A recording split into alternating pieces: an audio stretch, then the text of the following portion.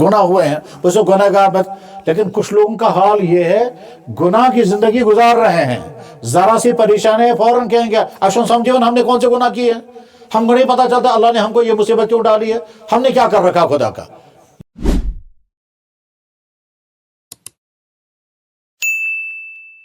ये है वो गुनहगार होने के बावजूद अपने आप को गुनहगार ना मानना। तो ऐसे क़यामत के दिन कह सकते थे बंदे, या अल्लाह हमने कहाँ गुनाह किए थे, तो अल्लाह ताला शानों ने अराउसुल अशाद सबके सामने अमल तोले जाएंगे, ताकि कल को कोई ये ना कह सके या अल्लाह आपने अपने इल्म की बुनियाद पर फैसला कर दिया।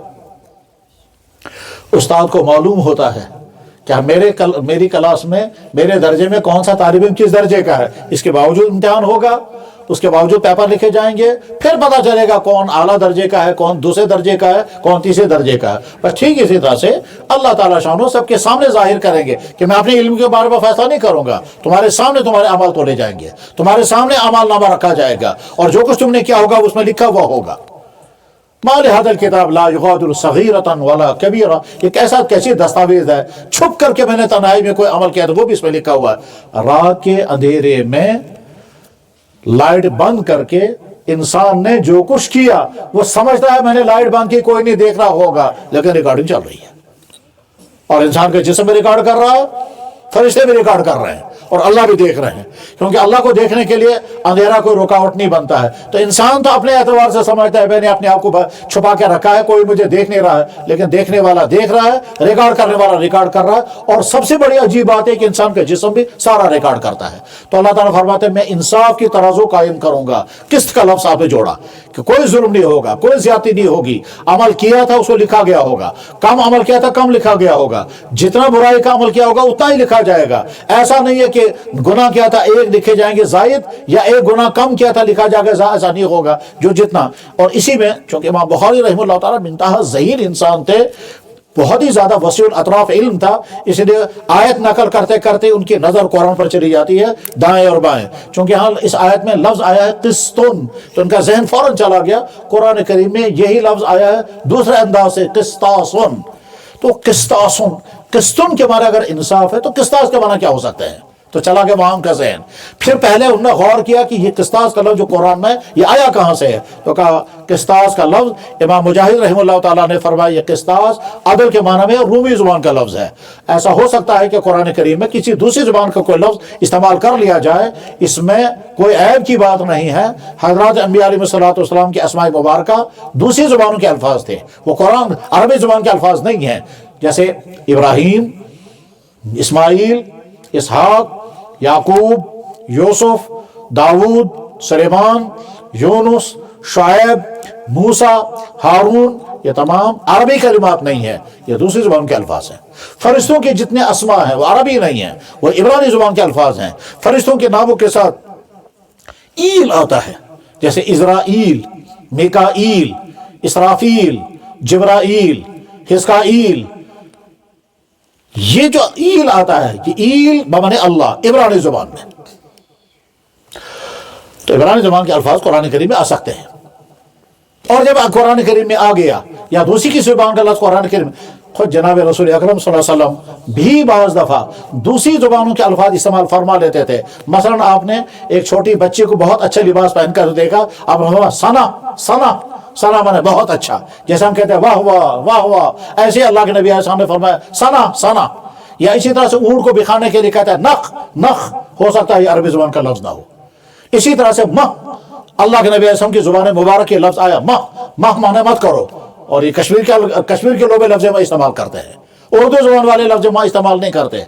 हाँ कश्मीरियों के यहाँ लफ्ज माँ इस्तेमाल होता है, उसी माना में इस्तेमाल होता है जिस माना में जनाब रसूल अकरम सल्लल्लाहु अलैहि वसल्लम ने लफ्ज माँ इस्तेमाल किया और हदीसों में मौजूद है। माँ इन्ना कुन्ना सवाहिबात यूसुफ, तो लफ्ज माह कश्मीरी जुबान में इस्तेमाल होने वाला वो लफ्ज है जो नबी अलैहिस्सलाम की जुबान पर यह लफ्ज मुबारक आया है।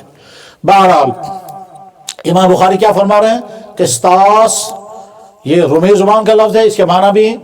इसके बाद फौरन के जहन में आ गया मगर कुरान में एक जगह ये लफ्ज जुल्म के माना में आया है, तो पढ़ने वाले परेशान हो जाएंगे कि किस्तुन के माने तो इंसाफ है और फला आयत में किस्तुन के माने तो जुल्म के हैं, तो ये दो माना अलग अलग कैसे हो गए। इसलिए उन्होंने इसकी तौज़ीह कर दी। क्या तौज़ीह कर दी, भाई देखो قسطن اس کے معنی انصاف، اور قسطن اس کے معنی ظلم۔ قسطن سے جب اسم فاعل بنتا ہے وہ بنتا ہے مقسط بمعنی انصاف، اور قسطن سے اسم فاعل جب بنتا ہے وہ بنتا ہے قاسط۔ اور یہ ایسا ہوتا ہے، اس کو کہتے ہیں الفاظ متضادہ، ایک لفظ دو متضاد معنی کو لیے ہوئے ہے، ایک لفظ دو متضاد معنی کو لیے ہوئے ہے۔ اس لفظ کا یہ بھی استعمال ہوتا ہے، اس لفظ کے یہ معنی بھی ہوتے ہیں۔ ہر زبان میں ایسا ہوتا ہے کہ ایک لفظ کے یہ معنی بھی ہیں اور ایک لفظ کے یہ معنی بھی ہیں۔ جیسے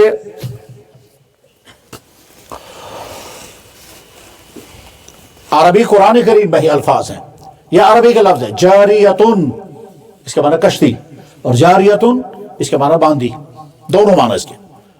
ٹھیک اسی طرح سے عینن اس کے معنی چشمہ بھی ہے، اس کے معنی ذات بھی ہے، اس کے معنی قیمتی چیز بھی ہے، اس کے معنی آگ بھی ہے۔ اسی طرح سے نفسن اس کے معنی سانس بھی ہے، اس کے معنی خون بھی ہے، اس کے معنی جان بھی ہے۔ ایک ہی لفظ کے متعدد معنی۔ حمیمن اس کے معنی سرگرم دوست بھی ہے، اور اس کے معنی کھولتا ہوا گرم پانی بھی ہے، یہ بھی اور یہ بھی ہے۔ بس ٹھیک اسی طرح سے دعا یدعو دعوتن اس کے معنی بلانا، اور دعا یدعو دعان اس کے معنی دعا کرنا۔ رغب یرغب رغبتن مائل ہونا بھی ہے اور اعراض کرنا بھی ہے۔ مائل ہونا تب ہوگا اس کے معنی رغب الیہ، اور اعراض کرنا معنی ہوں گے جب رغبت عنہ ومن یرغب عن ملت ابراہیم۔ تو ایک ہی لفظ ہے، یہ ایک لفظ جو ہے وہ کبھی اس معنی میں آئے گا کبھی اس معنی میں آتا ہے۔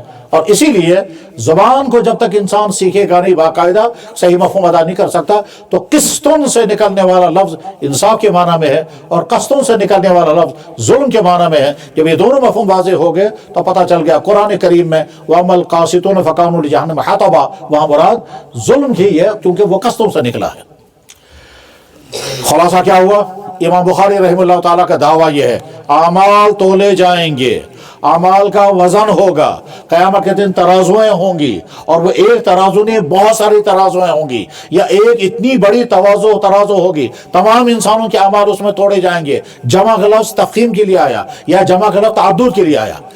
جمع کا لفظ استعمال ہوا موازین، اور موازین میزان کی جمع ہے۔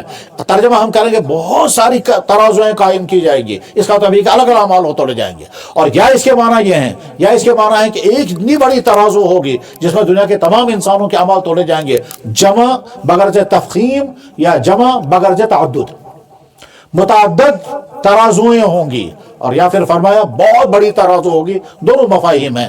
قسط اس کی صفت لائی گئی ذات القسط۔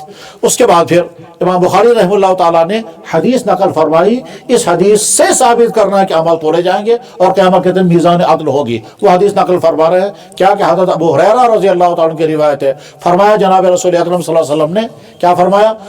دو چھوٹے چھوٹے کلمے زبان پر بہت ہلکے اور قیامت کے دن بہت زیادہ وزنی ہوں گے، میزان میں بہت زیادہ وزنی ہوں گے۔ لفظ میزان حدیث میں آ گیا تو بس قرآن اور حدیث دونوں سے ثابت ہو گیا قیامت کے دن وزن ہوگا۔ قرآن کریم کی آیت میں آیا لفظ میزان، اور حدیث میں آ گیا لفظ میزان۔ قرآن کریم میں آیا جمع کے ساتھ اور حدیث میں آیا واحد کے ساتھ، یہی ان کا امام بخاری کا مقصود تھا۔ یہ حدیث امام بخاری کے استاد احمد نے بیان فرمائی۔ احمد کے والد کا نام ہے اشکاب یا اشکاب، احمد کے استاد کا نام ہے محمد ابن فضیل، محمد ابن فضیل کا نام ہے عمارہ، اور عمارہ کے استاد کا نام ہے ابو زرع، اور ابو زرع کے استاد حضرت ابو ہریرہ رضی اللہ تعالیٰ عنہ۔ وہ بیان کرتے ہیں کہ جناب رسول اللہ صلی اللہ علیہ وسلم نے ارشاد فرمایا دو کلمے سے مراد کلام، ایک تو ہے کلمہ نحو کا کلمہ، وہ تو ایک لفظ کو کہتے ہیں، لیکن یہاں کلمے سے مراد نحو کا کلمہ نہیں ہے، بلکہ یہاں کلمے سے مراد ہے کلام، جیسے ہم کہتے ہیں کلمہ طیبہ، کلمہ تمجید، کلمہ توحید، کلمہ استغفار، وہاں کلام کا مفہوم ہوتا ہے کلمہ۔ تو دو اللہ تعالیٰ دو کلمے، کلمتان دو اہم ترین کلمے، کچھ حضرات نے ترجمہ کیا دو چھوٹے چھوٹے کلمے، اور کچھ حضرات نے ترجمہ کیا وہ دو اہم ترین کلمے، کچھ حضرات نے ترجمہ کیا بہت قیمتی کلمہ جو رحمان کو بہت زیادہ محبوب ہے، رحمان کو بہت زیادہ پسند ہے۔ کیوں پسند ہے؟ کیونکہ اس میں رحمانی کا تذکرہ ہے۔ اللہ کو اس لیے پسند ہے کیونکہ اللہ ہی کا تذکرہ ان میں ہے۔ تو اللہ او خفیفتان علی اللسان، زبان پر بہت ہلکے، یاد کرنا بھی آسان، پڑھنا بھی آسان، نہ ادائیگی میں کوئی مشکل نہ یاد کرنے میں کوئی مشکل، اس لیے خفیف ہیں۔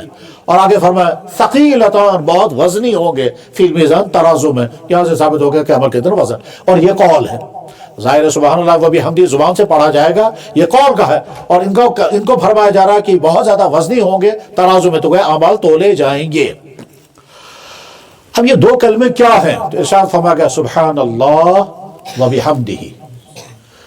ان دو کلموں میں در حقیقت اللہ